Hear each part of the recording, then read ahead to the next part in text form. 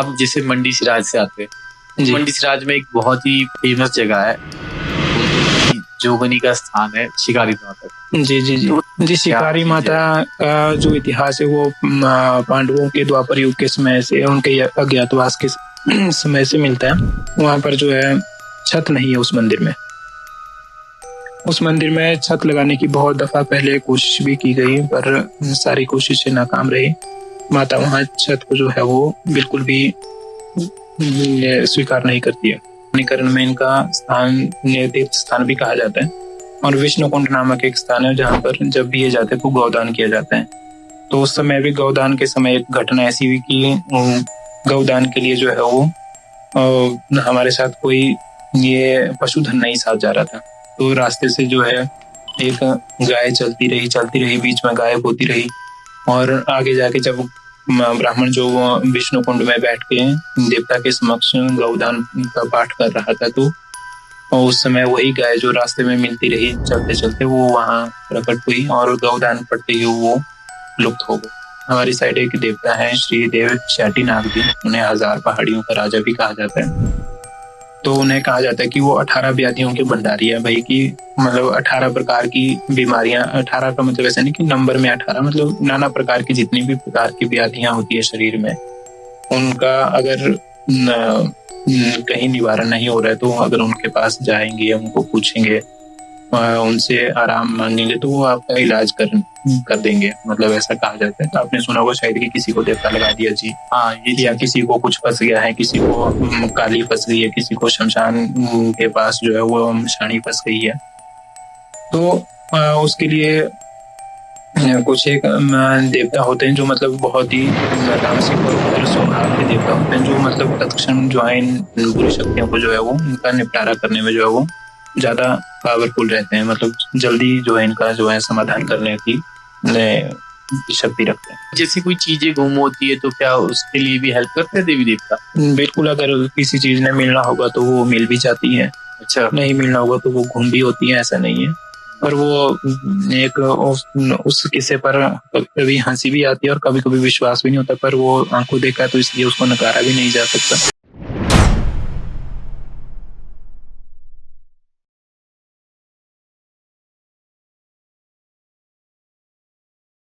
Hello guys, तो फिर हम लेके आ गए एक और न्यू पॉडकास्ट जो कि है हिमाचल कल्चर से रिलेटेड।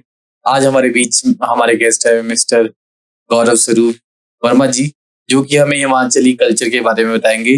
कल्चर स्पेशली मंडी सिराज का कल्चर, इसके बारे में बताएंगे। तो हम वेलकम करते हैं गौरव भाई का। वेलकम है सर आपका इवेंट्स पे। बहुत बहुत धन्यवाद रोहन भाई। मैं आपका और आपकी टीम का अपने तहे दिल से धन्यवाद करता हूँ कि आपने मुझे इस लायक समझा कि मैं आपके पॉडकास्ट में आ सकूं। अरे धन्यवाद आपका जो आपने हालांकि मैं उतना कुछ इतना डीपली इन चीजों के बारे में जानता नहीं हूँ, पर फिर भी जो चीजें हमारे आसपास हो रही हैं और जो चीजों को मैं जानता हूँ वो मैं एज मच एज पॉसिबल जो आपके साथ साझा करने की कोशिश करूंगा। मैं बेसिकली बिलोंग करता हूँ डिस्ट्रिक्ट मंडी से। डिस्ट्रिक्ट मंडी से जहाँ मैं आजकल प्रेजेंटली रहता हूँ, मैं रहता हूँ जंजैहली में। तो मैं आपके बीच में अपने कल्चर से रिलेटेड जो बातें शेयर करूंगा वो मैं अपने नेटिव प्लेस जो सराज पड़ता है, मतलब उसके आसपास के बारे में बताएंगे। मंडी सराज के बारे में, और कुछ एक चीजें पॉसिबल होगी तो कुल्लू सराज के बारे में, मतलब जिन जिन चीजों को मैं जानता हूँ मैं साझा करने की पूरी कोशिश करूंगा। तो बेसिकली मैं आपको अपने क्षेत्र के जो हमारे देवी देवता हैं उनसे रिलेटेड कुछ बातें बताऊंगा, और उनसे जुड़ी कुछ कुछ चीजें जो मुझे पता है वो शेयर करने की कोशिश करूंगा। बाकी आप जिन जिन चीजों के बारे में पूछना चाहेंगे, अगर जितना मुझे ज्ञान होगा मैं पूरी कोशिश करूंगा कि मैं आपके साथ बांटूं। चलो कोई नहीं, पॉडकास्ट तो लंबा है, अभी हम कुछ ना कुछ पूछते रहेंगे। तो जैसा कि मैंने आपको देखा ना कि आप सोशल मीडिया पे बहुत ज्यादा एक्टिव रहते हो अपने कल्चर, या फिर मैंने देखा था जिससे जैसे हमारी बात भी हुई कल्चर से रिलेटेड आप पोस्ट करते हो।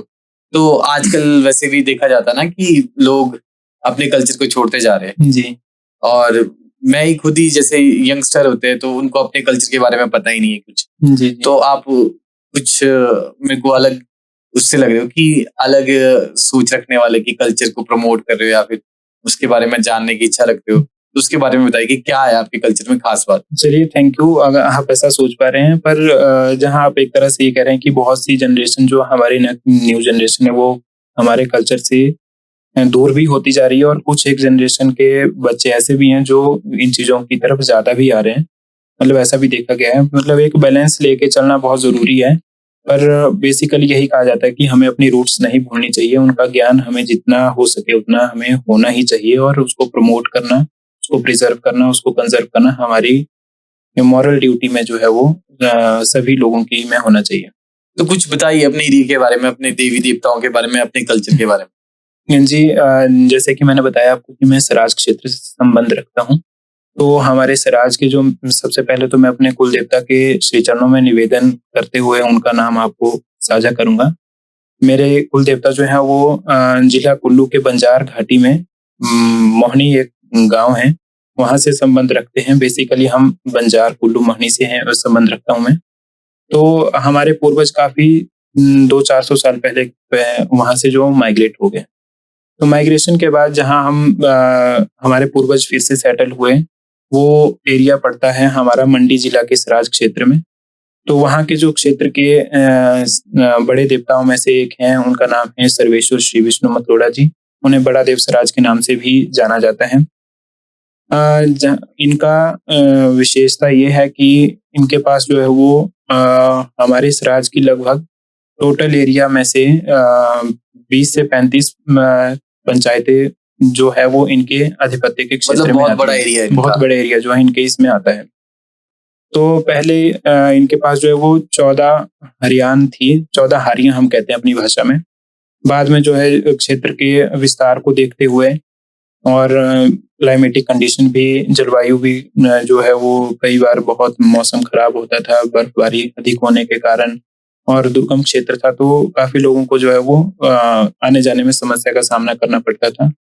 और देवता की जो वो सहूलियत जनता को देखते हुए देवता को जो है वो 2 इलाकों में जो वो विभाजित किया गया। मतलब देवता को किया विभाजित, देवता को विभाजित मतलब देवता का जो हार सीमा थी उसको जो है वो आधा आधा बांटा गया। 2 क्षेत्र, 2 लोगों के बीच में से मान सकते हैं आपकी। तो उसमें से 2 भाग में बांट दिया गया उस एरिया को।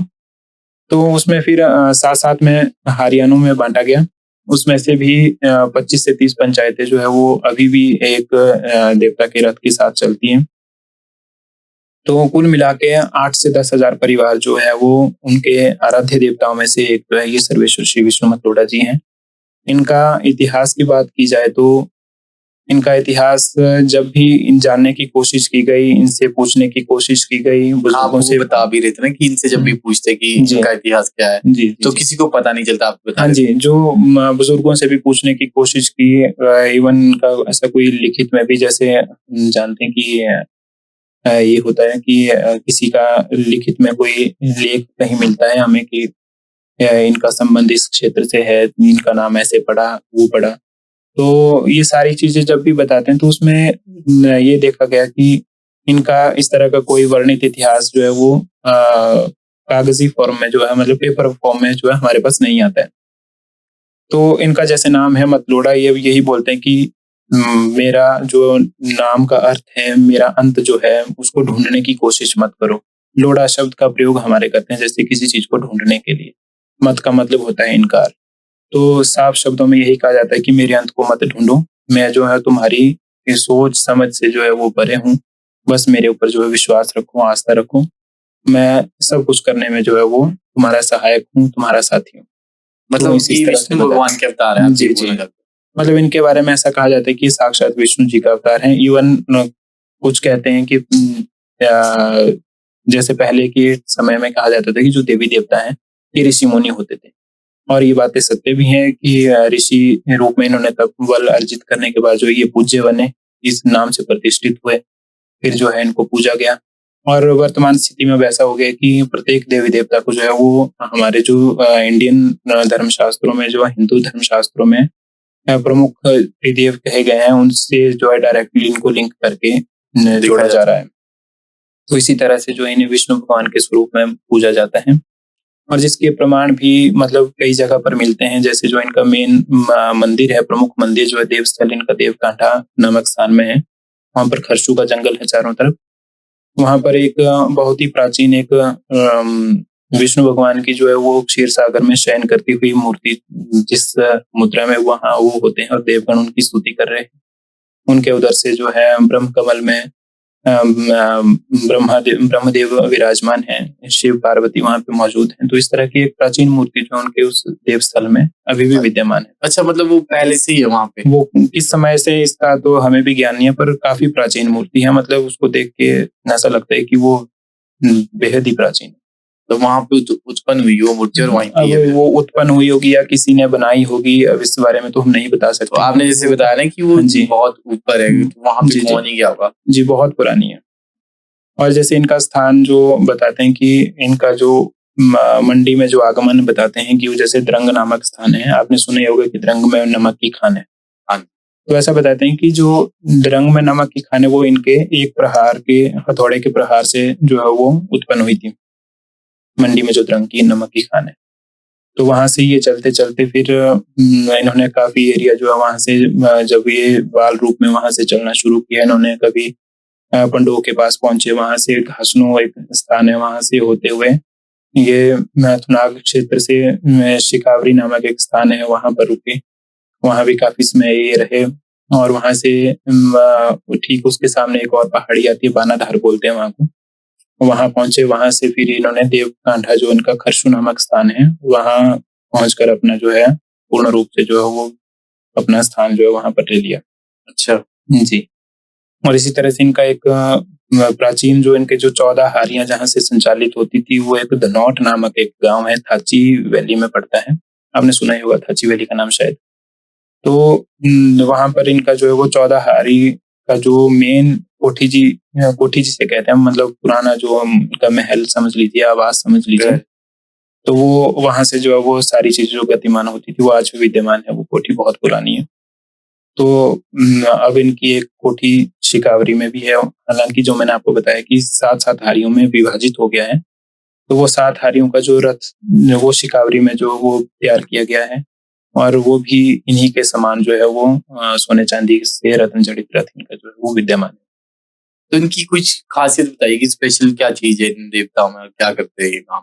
इनका जो खासियत है ये जैसा कि मैंने आपको बताया कि ये संपूर्ण श्रीमन नारायण जी का स्वरूप है।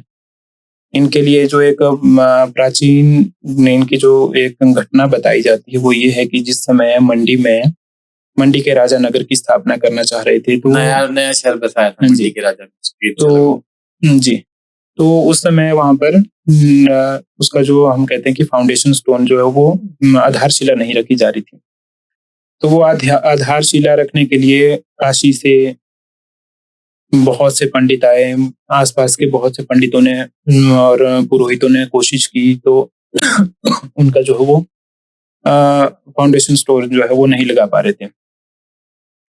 साथ में जब बहुत समय बीतता गया, तो एक समय जो है वहां पर हमारे इन्हीं देवता के जो पुजारी हैं, जो शेखला नामक स्थान में निवास आज भी करते हैं, उनकी खानदानी से, मतलब जो पुजारी इन देवता जी के हैं, उनके पूर्वजों ने जो उस समय राजा का विन के समय जो वार्तालाप की, राजा के साथ वार्तालाप की, उन्होंने कहा कि ये आपकी परेशानी जो है उसका निदान मैं करने की पूरी कोशिश करूंगा। जो मेरे जो आराध्य देवता हैं वो मुझे कहते हैं कि मुझे उन पर पूरा विश्वास है कि वो ये काम जो जरूर करेंगे। तो राजा ने वचन दिया कि अगर ऐसा होता है तो मैं उन्हें पूर्ण मान सम्मान दूंगा, सब कुछ करूंगा। तो हमारे जो पुरोहित हैं, इनके पुजारी हैं, उन्होंने भगवान श्री सर्वेश्वर विष्णु मतोड़ा जी का स्मरण करते हुए नगर की स्थापना का जो आधारशिला रखी, और वो आधारशिला जो है वो एक ही क्षण में जो है, मतलब वो आधारशिला जो है भूमिगत, मतलब भूमि से स्पर्श हो गई, और बिल्कुल जो है उसने उसी के साथ जो है नगर की स्थापना का कार्यक्रम जो वो शुरू हो गया। उस समय से यही कहा जाता है कि जो मंडी के राजा थे, मंडी के राजा ने अपने से, जैसे हम कहते हैं कि जैसे मैं इस समय यहाँ बैठा हूँ, अगर मैं मंडी का राजा हूँ तो मैंने अपने से जो है वो दाईं साइड, मतलब अपने से अपना अग्रभाग जो है वो प्रभु को समर्पित कर दिया और हमेशा जो है उन्हें अपने दाईं साइड में ही रखा, मतलब धूर कहते हैं हम उसे, कि हमेशा जो है वो धूर में ही हमेशा विराजमान दाई रहेंगे, साइड ही बैठेंगे। हमेशा धूर में ही विराजमान रहेंगे। तो एक कारण ये भी है, जैसे उन्हें बड़े देवता का दर्जा भी प्राप्त है और हमेशा धूर में बैठते हैं। ये भी उनकी एक विशेष बात है। किसी भी देवी देवता से जो है वो बाईं साइड में, आज तक के इतिहास में हमने जो है कभी नहीं मतलब ऐसा देखा कि उनकी दाई साइड कोई बैठ ही नहीं सकता ऐसा। बाईं साइड, मतलब इनकी दाईं साइड कोई नहीं बैठ सकता, ये जो हमेशा भी बैठेगा बाई साइड बाईं साइड ही बैठेगा। इवन एक दो जगह कई बार ऐसा कंट्रोवर्शियल हुई भी थी, किस्सा हुआ होगा कोई। किस्सा हुआ था। तो उसका जो है वो जो लोग उनके देवता के रथ को लेके गए थे, तो उसका उनको फाइन भी गया, जुर्माना भी भरना पड़ा था। तो वो एक आधी बार हुआ था। मतलब पुराने बुजुर्ग आज भी हमें कहते हैं कि इस तरह का हमने कभी नहीं देखा है, ना कभी हमने सुना है। आप बता रहे थे ना इन देवता के बारे में कि जब ये कभी बाहर निकलते तो बोलते 2-2 3 दिन महीने अपने घर वापस ही नहीं आ पाते, मतलब अपने मंदिर को। जैसा कि मैंने आपको बताया कि इनका क्षेत्र जो काफी विस्तृत है, काफी फैला हुआ है। इनका जैसे हर महीने की जो संक्रांति होती है, उसकी 1-2 तिथि के अंदर अंदर जो है इनके पूरे महीने का जो वो टूर प्रोग्राम जो है वो पूरा फाइनल कर दिया जाता है कि किस दिन ये किसके घर जाएंगे, कहाँ कहाँ इनकी मेहमान नवाजी होगी, किस भक्त के घर इन्होंने दर्शन देना है, कहाँ मतलब कोई खास तिथि होगी, मेला होगा, दौरा होगा, वो सारी चीजों को मद्देनजर रखते हुए इनका पूरा जो प्रोग्राम 1 महीने में ही फिक्स कर दिया जाता है। और कई बार तो ऐसा भी होता है कि पूरा मतलब एक दिन में 2-2 3-3 या 4-4 घर में भी इनको जो है वो जाना पड़ता है, मतलब मेहमानी के लिए, या किसी ने मन्नत रखी होती है इनको पूजने के लिए, वहां ले जाना पड़ता है। और जैसे कभी अगर बाहर जाते हैं, तो जैसे एक बार ये मणिकरण गए थे आज से 8-10 साल पहले। तो वहां पर एक जो घटना हुई थी वो सच में एक अचंभे वाली घटना थी। एक ये जरी के पास एक स्थान है, वहां पहुंचे, वहां इनका रात्रि विश्राम था शायद, मणिकरण जाते हुए। तो वहां एक बेटी थी छोटी सी, 7 से 8 साल की। तो वो जन्म से ही वो नेत्रहीन थी, मतलब नेत्र थी, मतलब दिखाई नहीं देता था, मतलब वो दृष्टिहीन थी, ऐसा हम कह सकते हैं। तो वहाँ जो हमारे देवता जी के जो एक विशेष वाद्य यंत्र जिनका चलता है, वो उसका जो बैग है वो सामने रखा हुआ था।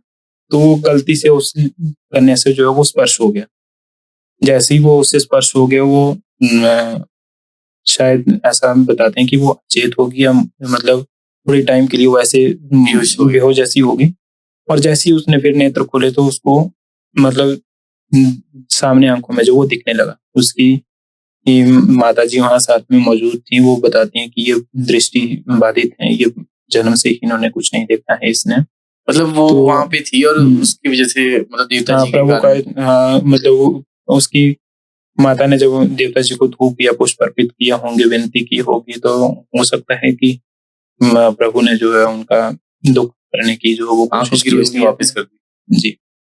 तो आप मंडी सिराज की कोई और देवी देवताओं के बारे में बताइए, क्योंकि आपने बोला कि बहुत सारे देवी देवता हैं। हाँ जी। मंडी में जैसे अभी मैं इनकी बात बता रहा था, स्पेशल चीजें बताइए कि वो किस चीज से रिलेटेड है। हाँ जी, मणिकरण ये इसलिए गए थे, एक बात मैं बताना चाहूंगा। मणिकरण में इनका स्थान तीर्थ स्थान भी कहा जाता है, और विष्णु कुंड नामक एक स्थान है जहाँ पर जब भी ये जाते तो गौदान किया जाता है। तो उस समय भी गौदान के समय एक घटना ऐसी हुई कि गौदान के लिए जो है वो हमारे साथ कोई ये पशुधन नहीं साथ जा रहा था। तो रास्ते से जो है एक गाय चलती रही, बीच में गायब होती रही। और आगे जाके जब ब्राह्मण जो विष्णु कुंड में बैठ के देवता के समक्ष गौदान का पाठ कर रहा था, तो उस समय वही गाय जो रास्ते में मिलती रही, चलते चलते वो वहां प्रकट हुई और गौदान पड़ते ही वो लुप्त हो गई, ऐसा भी बताते हैं। तो स्पेशली वो मतलब कुछ ऐसे आई वहां पे बीच में दिखाई देती रही, जी, जिस वजह से जा रहे थे, और वहां पे भी दिखाई दी, वहां प्रकट हुई और गौदान मतलब वो पूजा सफल हो गई। जी। और इसके साथ ही इनका जो दूसरी बात मैं बताना चाहूंगा, वो अपने कुल देवता की बात बताना चाहूंगा, जो जिनका मैंने नाम लिया, श्री देवता रियालूनाग जी। मणि में उनका प्रमुख स्थान है। तो उनका संबंध भी इन्हीं देवता के साथ इस तरह से जुड़ा है कि ये इनके छोटे भाई कहे गए हैं। अच्छा। अगर वो विष्णु तो इन्हें शेषनाग जी के रूप में पूजा जाता है, इन्हें लक्ष्मण रूप में भी पूजा जाता है, बलराम रूप में भी पूजा जाता है। वैसे इन्हें शेषनाग जी के रूप में पूजा जाता है मैक्सिमम, जो इन्हें इसी तरह से जो है मतलब जानते हैं, पुकारते हैं और इनका स्मरण करते हैं। शेषनाग जी के बारे में मैंने सुना है कि अभी शेषनाग जी साइड, मंडी साइड भी तो है वो शेषनाग जी, वही वाले शेषनाग जी है। मंडी वैसे तो अब ऐसा हो गया कि जितने भी हम नाग रूप में जिनको पूजते हैं उन्हें भगवान शेषनाग के रूप में पूजते हैं, किसी को वासुकी नाग जी के रूप में पूजते हैं। इनका जो स्थान है, इनका कुल्लू जिला में जो स्थान पड़ता है, कुछ हिस्सा इनका मंडी जिला में भी पड़ता है। तो जिसके चलते ये इनका जो प्रमुख स्थान कुल्लू की शिव दशहरे में है। जो मेरे कुल देवता की मैं आपकी बात बता रहा हूँ, और जैसे ये मेरे आराध्य इष्ट देवता हैं श्री विष्णु मतलोड़ा जी, इनका मंडी की शिवरात्रि में, जैसा मैंने बताया कि राजा के साथ जो है वो उस समय के वचन दिए गए हैं, तो वो तब से जो है इनका पालन अनुपालन जो है उसी तरह से जो किया जा रहा है। आज तक भी शिवरात्रि में जाते हैं, मतलब शिवरात्रि में जब एक बार जाते हैं तो कई बार फिर अपने देवालय वापस लौटते लौटते इन्हें 40-45 दिन हो जाते हैं। जैसे इस बार भी अभी तक ये दौरे पर नहीं आए अभी तक। जी। आपने अभी बात की ना कि नाग रूप में, तो आपकी एक बहुत ही फेमस जगह है कमरू नाग जी, आप उनके बारे में बताएंगे कुछ? जी, कमरू नाग जी के साथ भी जो कुल देवता जी हैं मेरे, इनका संबंध बताया जाता है कि ये इनके बड़े भाई हैं। और जैसे कि कमरू नाग जी है, इन्हें महाभारत काल में जो है वो जो बर्बरी के योद्धा थे उनके स्वरूप में भी उस समय जाना जाता था। भगवान विष्णु ने कृष्ण अवतार में उन्हें वरदान दिया था कि कलयुग में आप जो है वो मेरे नाम से मेरी तरह ही पूजे जाएंगे। जैसा हम कहते हैं कि जो खाटू श्याम है हमारे, हाँ, मैंने उनके बारे में तो सुना है कि वो बर्बरी के रूप में। जी, तो वो खाटू श्याम के रूप में बर्बरी जी को ही पूजा जाता है और उसी रूप में जो है उनको वहां भी पूजा जाता है। तो उन्हें मंडी जनपद का आराध्य देवता भी माना जाता है, और शिवरात्रि से एक दिन पूर्व जो है वो मंडी में उनका आगमन हो जाता है। उसके बाद ही जो है शिवरात्रि की सारी कार्यवाही आरंभ की जाती है। वहां पे उनकी लेक भी तो है, उनका जी, कुछ अलग महत्व बताते हैं कि वो लेक। हाँ, उस लेक का जो झील है कमरू नाग में, वो भी काफी गहरी है। उसका गहराई कितनी है इस बात का भी प्रमाण नहीं और है। उसमें वो बोलते हैं कि बहुत सारा सोना बहुत सारा धनराशि उसमें लोग श्रद्धालु भक्त जो है वो चढ़ाते हैं, सोना चांदी बहुत चढ़ाते हैं।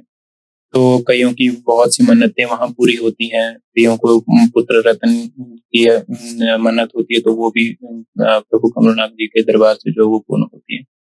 इसी संदर्भ में एक कथा थी, हमारे पूर्वज बताते थे कि एक बार वहां शायद किसी लेडीज ने, किसी महिला ने पुकार की कि मेरा बेटा होना चाहिए। मैंने जो है जी, मैंने अपने कान की जो एक सोने की बाली जो है वो मतलब आपको जो है वो अर्पित करूँ। तो उन्होंने की, वो मन्नत पूरी भी हो गई। और फिर उस कुछ समय बाद जो है वो कहीं पानी पी रही थी वो महिला, किसी बॉडी या छूड़ू जिसको बोलते हैं, वहां पर पानी पी रही थी। तो उसके मन में ऐसे विचार आया कि यार मेरे कान में ना अब एक ही बाली रह गई है, और अब कान से जो हमें मतलब एक ही बाली रह गई। मतलब उन्होंने दे दी थी वहां पे? दे दी थी। बहुत टाइम बाद जो है उन्हें ख्याल आया कि मेरे कान में एक ही बाली रह गई अब।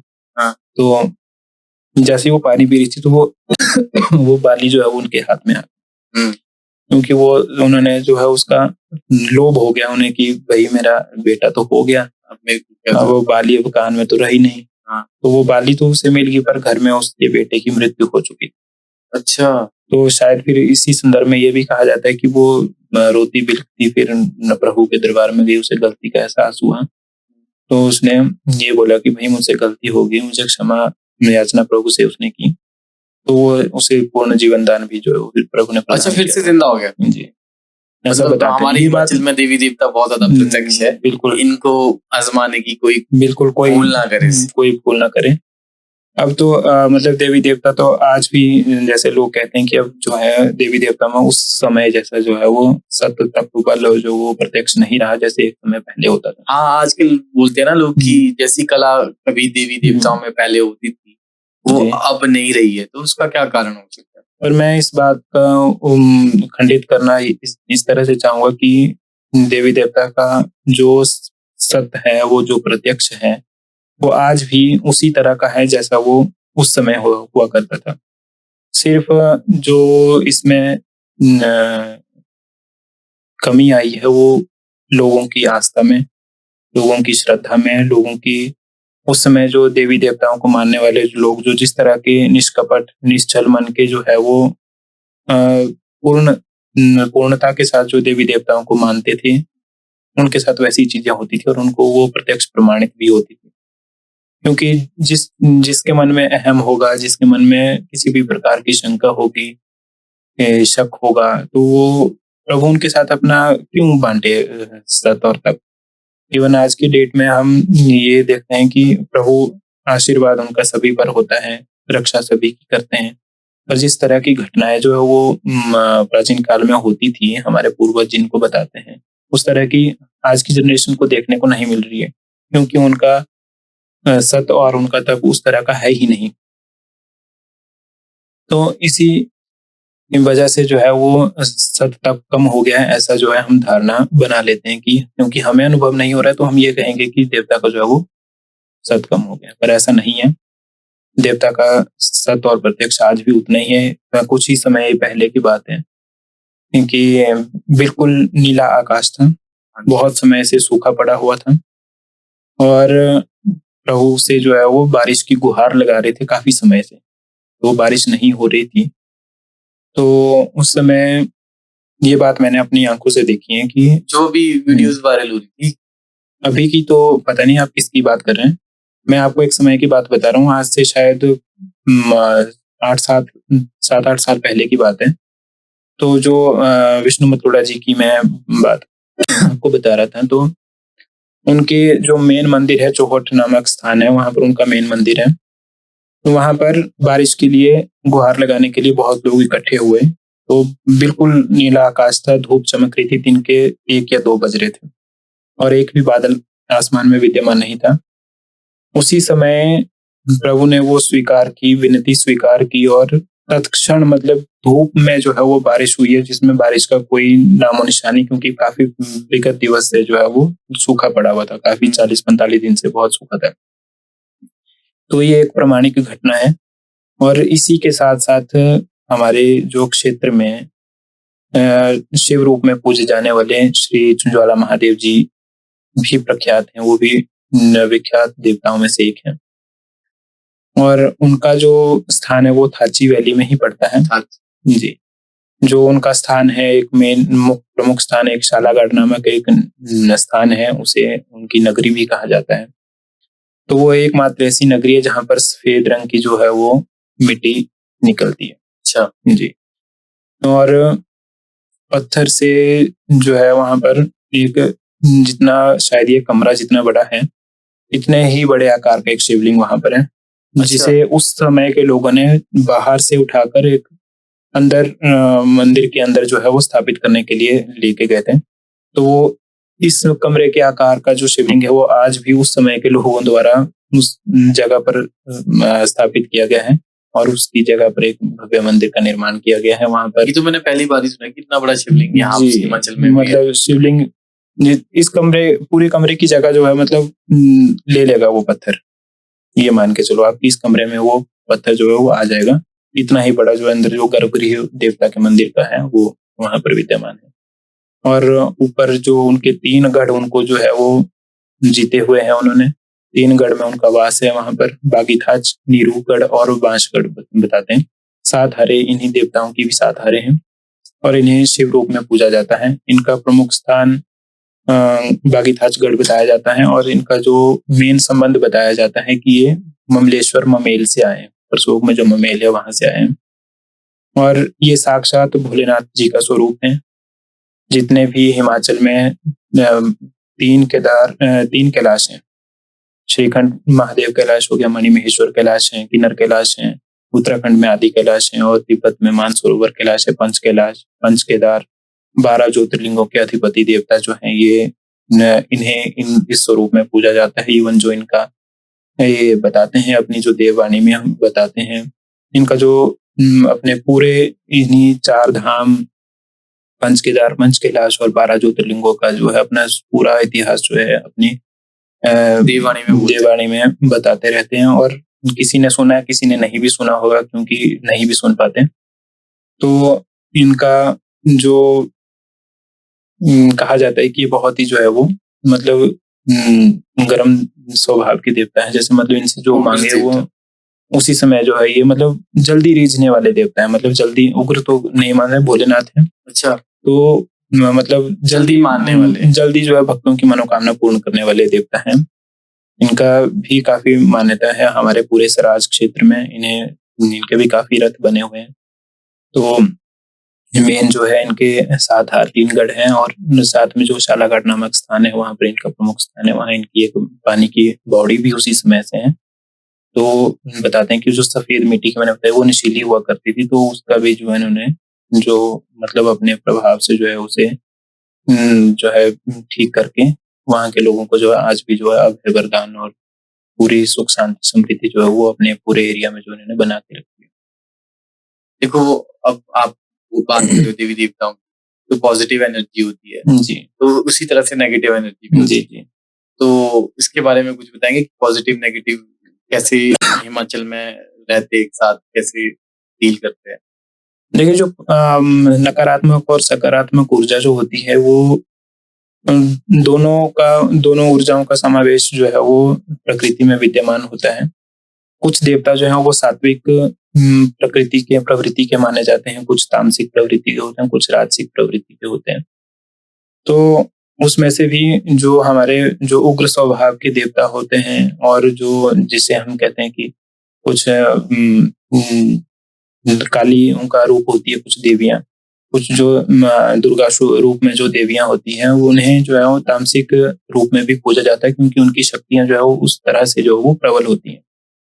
तो इस तरह से जो है इनका समावेश होता है। जैसे जो ज्वाला महादेव जी है उनके साथ जो है हमेशा दुर्गा रूप में माता हडिम्बा विराजमान रहती हैं। अच्छा, और जो श्रीमन नारायण जी की मैंने आपको बात बताई उनके साथ जो वो पूर्ण रूप से पूर्ण सात्विक देवता हैं।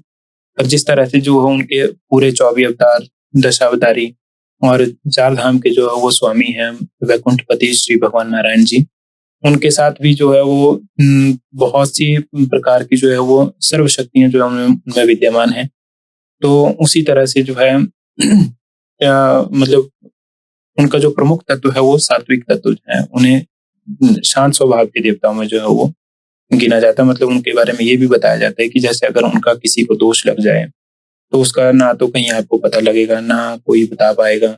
और जैसे हम बोलते हैं जैसे उपला होता है, गोष्टू बोलते हैं जैसे इसको, गोबर के जो उपला हमारे होते भी हैं, तो उसकी जैसा उसका धुआं सुलगता रहता है तो वैसे ही चला रहता है। मतलब पीढ़ियां दर पीढ़ी उसका जो है वो दोष का निवारण आपको उसके अलावा कोई और नहीं बताएगा, या तो वही बताएगा। अदरवाइज अगर उन्हें आपसे इतनी ही नाराजगी किसी समय से होगी या कई बार बुजुर्गों से होती है तो वो उनके अलावा उसका भेद जो है वो कहीं भी ज्ञात नहीं लगता है। तो कोई ऐसे एग्जांपल कि ये वाले देवते ये वाला काम करते हैं और ये वाले देवते ये वाला काम करते हैं, मतलब कुछ ऐसा?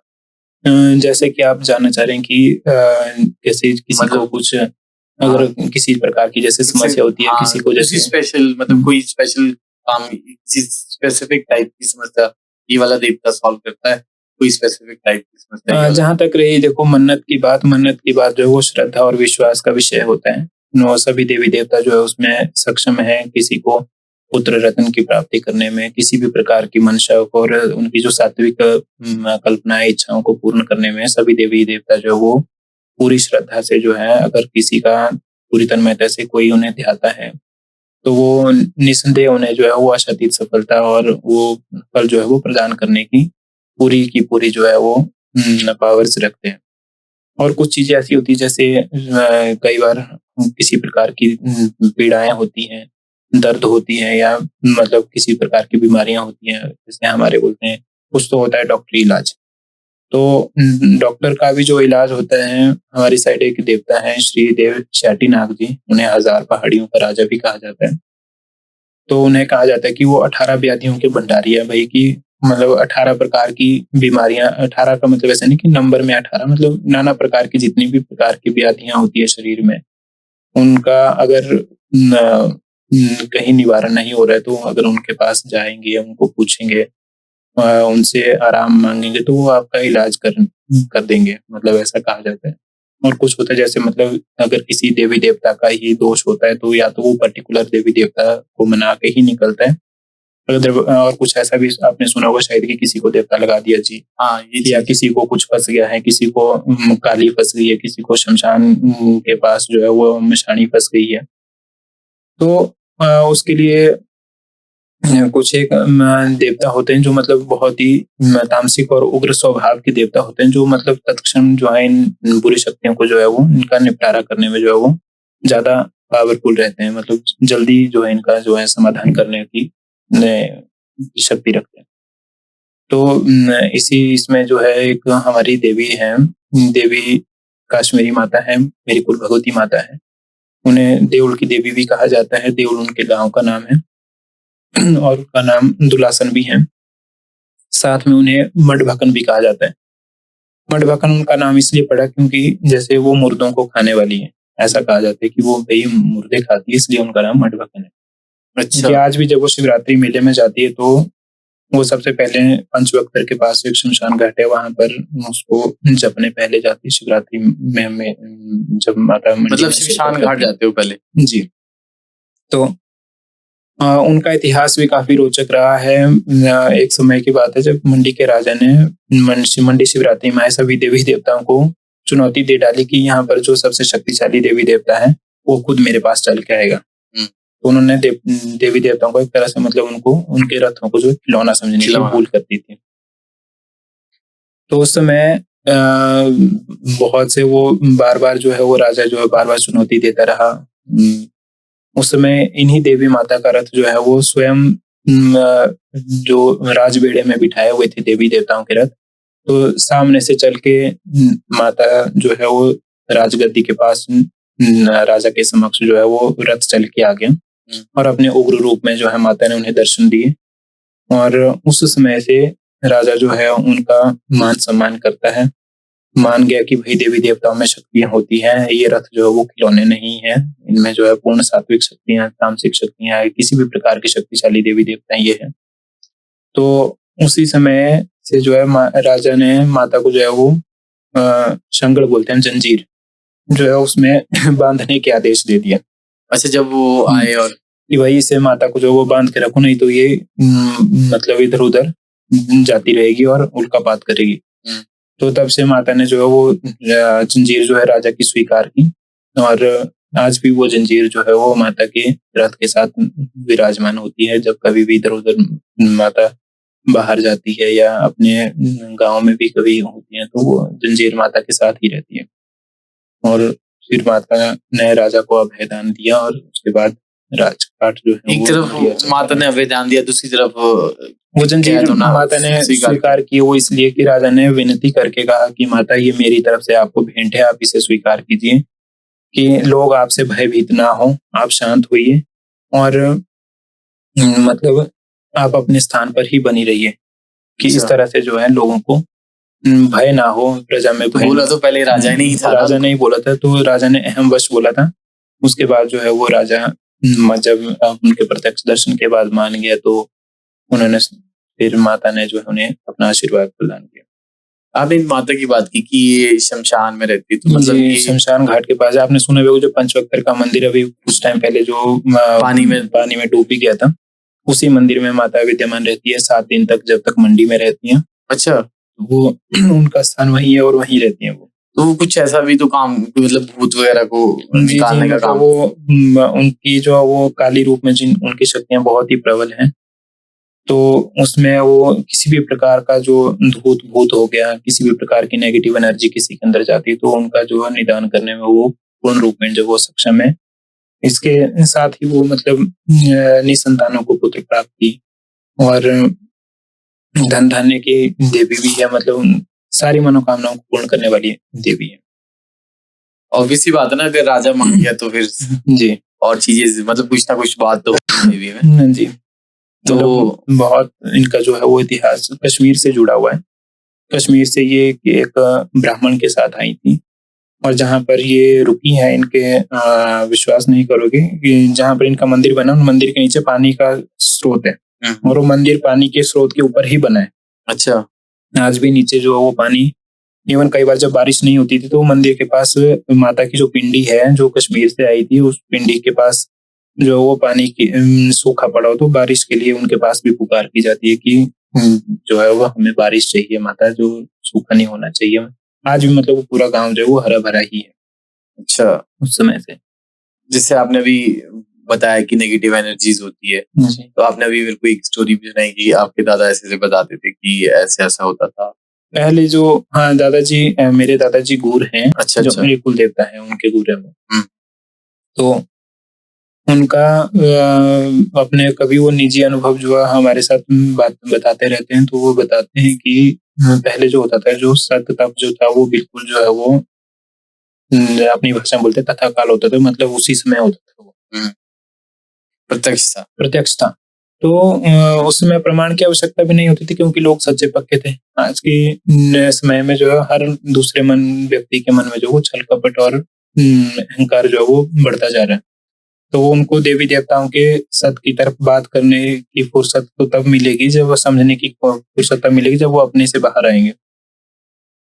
वो बताते हैं कि उस समय ये होता था कि उस समय लोग उड़ते भी थे मतलब तो मैंने पहले ही सुना है कि मतलब उड़ते इन द सेंस की जैसे देवी देवताओं का स्मरण करेंगे, कहीं अगर कोई विकट परिस्थिति होगी और हमें कहीं जाना है तो उस समय उनका ध्यान स्मरण करके जो है वो कुछ ही क्षणों में जो है मतलब उस समस्या को जो है वो जहाँ वो फंसे होंगे वहां से उभर के वो दूसरी जगह पहुंचेगा, उनको पता भी नहीं चलेगा। मैंने ये तो देखा है कि जब गुरु को खेल वगैरह आती है तो वो मतलब बड़ी लंबी लंबी छलांगे मारते हैं। हाँ, वो तो मैंने स्वयं देखा है वो तो। वैसा तो होता है जब देवता में गुरु देवता में प्रत्यक्ष देवता का मतलब बहुत लंबी छलांग मारते हैं, पर मैंने ये पहली बार सुना कि उड़ते हैं। तो नहीं, उस समय की घटनाएं होती थी ऐसे कि लोग उड़ते भी थे। तो ये एक विज्ञान भी है, एक अध्यात्म जो है आज की डेट में से जोड़ा जाता है कि ये अंधविश्वास है, पर अंधविश्वास नहीं है, ये ज्ञान विज्ञान और अध्यात्म का ज्ञान जो है ये समावेशित ज्ञान है, जिसके चलते जो है वो सारी एनर्जी जो है वो वर्क करती है। तो ये उस समय संभव होता था क्योंकि उन लोगों ने अपने शरीर को, अपनी तपस्या को, अपने जीवन को जो है उस तरह से प्रभु के चरणों में समर्पित किया है। उन्होंने वो चीज अर्जित की है और वो चीज उनके लिए अर्जित की हुई चीज उनके बुरे समय में उनके सहायक भी बनी है। हालांकि ये होता है कि वो अपने निजी स्वार्थ के लिए इस चीज का प्रयोग नहीं कर सकते। अगर कहीं विकट परिस्थिति में फंस गए हो उस समय, और जैसे कहीं किसी का कल्याण करना हो, कहीं जन कल्याण की बात हो, तो उस समय अपनी इन शक्तियों का, देवी शक्तियों का प्रयोग करने में लोग आज भी सक्षम है। हिमाचल में मैंने ऐसे सुना है कि जैसे गुरु वगैरह होते तो उनको ऐसी चीजें मतलब बुरी चीजें भी बहुत ज्यादा जल्दी दिख जाती है। हाँ बिल्कुल, उनका अनुभव भी वैसा रहा होता है। जिस व्यक्ति के शरीर में साक्षात भगवान ने, साक्षात देवता ने जो वास किया हुआ है, ये जनरल सी बात है कि उन्हें उस चीज का आभास भी जल्दी होगा और उस चीज का दर्शन भी इवन जल्दी होगा। जैसे हम, मेरे और आपके तुलना में उन लोगों को जो जल्दी इस चीज का जो है वो पता लग जाता है कि यहाँ से नहीं, यहाँ पक्का यहाँ कुछ गड़बड़ है, यहाँ कुछ ऐसा किया है। यहाँ हिमाचल की बात हो ही रही है तो आपको पता ही है कि आजकल बहुत ज्यादा वायरल होती है वीडियो कि उसने मुझे ये देवता लगा दिया, वो लगा दिया। तो आपकी साइड भी ऐसा होता है कि देवता लगा दिया कुछ ऐसा? देखिए, जो देवता लगाने वाली बात है कि उसने देवता लगा दिया, देवता वैसे किसी को नहीं लगता है। देवता वहीं लगता है जहाँ बंदा, जहाँ इंसान की सच्चाई होती है, तो वहां तो देवता लगता है। कई बार हम ऐसा करते हैं कि किसी का बुरा करने के लिए जो है, किसी गलत मंशा से जो है किसी निरपराध व्यक्ति का जो है अहित करने की कोशिश कर लेते हैं, तो उस समय वो तामसिक शक्तियों का प्रयोग करते हैं। ऐसे कोई देवता उस साइड मतलब जैसे हम बोलते हैं कि आपने भी सुना होगा, जैसे कोई बोलते हैं कि नारसिंह हो गया, कि बनशीरा देवता हो गया, कि भाई इस तरह के देवता जो है उसको जो है उन्होंने लगा दिया, तो वो जो है वो उसके घर में जो है वो इनका जो है वो सर्वनाश होना चाहिए। इस मंशा के साथ जो है उन्हें जो है किसी का बुरा करने के लिए छोड़ दिया जाता है। फिर उसमें जो हमारे देवी देवता जो वो सहायक बनते हैं, हमारा मार्गदर्शन करते हैं। ऐसे कोई केस हुआ हो कि उसको ये वाला देवता लगाया और हमारे देवता ने ऐसा किया, कुछ ऐसा कोई केस हुआ? ऐसे मुझे पूरे केस तो नहीं पता, पर मैंने ऐसे बहुत से लोग ऐसे सुने कि जिनको ऐसा लगाया गया था, जिनको, और बाद में वो जैसे किसी देवी की शरण में गए, जैसे मैंने आपको माता का नाम बताया, उनकी शरण में गए या देवता की शरण में गए, या फिर जैसे किसी भी मतलब आराध्य परम शक्ति की शरण में वो जाते हैं, वो उसका निदान बताते हैं, जिस जिस तरह से विधि विधान से वो उसको बताते हैं, उस तरह से उसका निवारण करने के बाद जो है वो मतलब उनको उनसे मुक्ति मिल जाती है और उनका अहित होने से रुक जाता है। आपकी साइड वो भी तो बहुत ज्यादा फेमस है, वो चेटू लगा दिया, वो किसी को लगाता है, बोलते वो औरतों के साथ चेटू वो ऐसा ही बोलते हैं, जैसे मतलब जो मैंने अभी आपको 2 चीजों के नाम बताए हैं, मतलब किसी किसी स्थान पर जो है इसे चेटू कहा जाता है, किसी को ऐसा ही बोल देंगे कि भाई उसको फलाना चीज जो है उसको ओपरा हो गया है, उसको कुछ लगा दिया है, इसको कुछ फंसा दिया है, ये कहीं डर गया है, इसको कुछ खाने के साथ दे दिया है। तो वो चेटू शब्द का प्रयोग जो है वो हमारे साइड तो उतना नहीं किया जाता है, जैसे मतलब ये आपकी साइड क्या बोलते हैं? हमारी साइड से वैसे ही बोलेंगे कि भाई इसको कुछ ऊपरा हो गया है, इसको कुछ फंसा दिया है, मतलब ऐसे ही फंसा दिया। तो जिसको मतलब ऐसे बोल देंगे कि नेगेटिव एनर्जी जो है इसको तो प्रभावित करे इस व्यक्ति को, तो उसको निकालने का क्या प्रोसीजर होता है? इसको निकालने का प्रोसीजर ऐसा ही, जैसे मतलब पहले तो देवता को पूछा जाएगा, वो जिस तरह से बताएगा कि मैंने खुद ने करना है तो वो खुद ही जाते हैं उसमें, उस व्यक्ति के घर जाएंगे, उसका जो है पूरी कार्यवाही करेंगे, देव कार्यवाही से जो है उसको निकाल देंगे। अगर उसने खुद नहीं जाना हुआ, कई बार ऐसा होता है कि बहुत ही तांत्रिक शक्ति होती है और देवता जो है वो सात्विक ऊर्जा का होते हुए जब तक वो उसके शरीर से बाहर नहीं निकलता तब तक वो उस जगह प्रवेश नहीं करते हैं। तो उसके लिए वो विधि विधान बताते हैं, अपने ही किसी जो गुर होगा उसके माध्यम से, कोई पुरोहित पुजारी होगा उसके माध्यम से, या फिर कोई चेला जिसको बोलते हैं उसके पूछ के उसके लिए इजाजत मांग के, जो वो अपने हिसाब से जो है उनको फिर निकालने का जिससे जैसा वो प्रोसीजर बताएंगे उस तरह को फॉलो करके जो है वो निकाल दिया। हमारी साइड तो आपने अभी वो बात बताई ना जब कैमरा ऑफ था कि देवते स्वर्ग जाते, तो हमारी साइड तो ऐसा कुछ होता नहीं है। आपकी साइड ऐसा सुनने में आता है कि देवता स्वर्ग जाते, वो क्यों जाते? हमारी साइड ऐसा बोलते हैं कि जैसे कुछ समय का जो है इनका मतलब स्वर्ग प्रवास रहता है, जो कईयों का जो है वो पोस्ट महीने से शुरू होता है, कईयों का जो है वो मैक्सिमम जितने भी अधिकतर देवता है उनका जो हम बोलते हैं मकर संक्रांति के समय जो है वो जाते हैं कि स्वर्ग प्रवास पर जाएंगे। तो उस समय कुछ हमारे जो बुजुर्ग बताते हैं कि वो लड़ाई करने जाते हैं, कुछ वही उनका वहां पर खेल होता है कुछ, या लड़ाई मान लो कुछ। अब आज की डेट में तो ऐसे मान लो कि चलो भगवान का ही रूप है तो देवताओं से क्यों लड़ेंगे, ये भी प्रश्न होता है। या तो ऐसे कोई टूर्नामेंट जैसे हम समझ लीजिए, जैसे हम अपनी प्रतिस्पर्धा टाइप, हाँ मतलब ऐसे कुछ आपस में कुछ प्रतिस्पर्धा टाइप होगी, उसमें वो ऊपर से जब वो लौटना आरंभ करते हैं, जैसे जो विष्णु मतोड़ा जी है वो मकर संक्रांति के 13 दिन बाद जो है वो अपने मतलब वहां से चलना शुरू कर देते हैं, स्वर्ग प्रवास से वापस आ जाते हैं, और उसके ठीक फाल्गुन संक्रांति को जो है उनके जो वो पाटगढ़ाई बोलते हैं हम अपनी भाषा में, जैसे या तो और खुलना भी बोलते हैं। उसमें वो पूरा विवरण देते हैं कि कौन कौन देवता जो है वो स्वर्ग प्रवास पर गए हैं, किसने किसने जो है वो लड़ाई की है, किसने कौन जीता है कौन हारा है, और इसका जो है वो वर्ष भर का जो वो फल कैसा रहेगा। आपने जैसे अभी बताया कि देवते स्वर्ग से नीचे आते और स्वर्ग में लड़ाई करते, तो मंडी में एक जगह मैंने ऐसी सुनी है कि देवी देवते और डंकनियां आपस में लड़ाई करती है, तो उसके बारे में कुछ पता है आपको उसके बारे में? नहीं, आपने बिल्कुल सही सुना है कि जो मंडी में लड़ाई होती है डंकनियों के साथ, वो चीज मैंने भी सुनी ही है। और मंडी में सारे देवी देवता उसमें भाग भी लेते हैं, मैंने ये भी सुना है। ऐसा भी कहा जाता है, किंतु उसमें सिराज क्षेत्र के जो देवी देवता हैं उसमें भाग नहीं लेते हैं मैक्सिमम, जहाँ तक मुझे ज्ञान है या जो बातें हुई है उसमें, जो हमारे आंतरिक क्षेत्र के जो देवता हैं वो उसमें भाग नहीं लेते हैं। जो मंडी में जो लड़ाई होती है डंकनियों के साथ वो भादो महीने में होती है। तो उसमें एक घोघरधार नामक एक जगह है, पद्धर साइड वो जगह है, पद्धर से ऊपर एक पहाड़ी है, उस वहाँ का नाम घोघरधार है। वो कहते हैं कि वहाँ लड़ाई होती है डंकनियों के बीच में और देवी देवताओं के बीच में। तो उसमें पूरा परिणाम बताते हैं कि डांकनियाँ जीती है या देवी देवता जीते। उसमें मानते हैं कि डांकनियों का जीतना जो शुभ माना जाता है और देवी देवताओं का जीतना जो है वो अच्छा नहीं माना जाता है। देवताओं में जितना शुभ नहीं होता। ऐसा माना जाता है। इसके पीछे का पूरा तथ्यात्मक कारण मुझे भी ज्ञात नहीं है, तो इस विषय में मैं ज्यादा बातें नहीं बता पाऊंगा।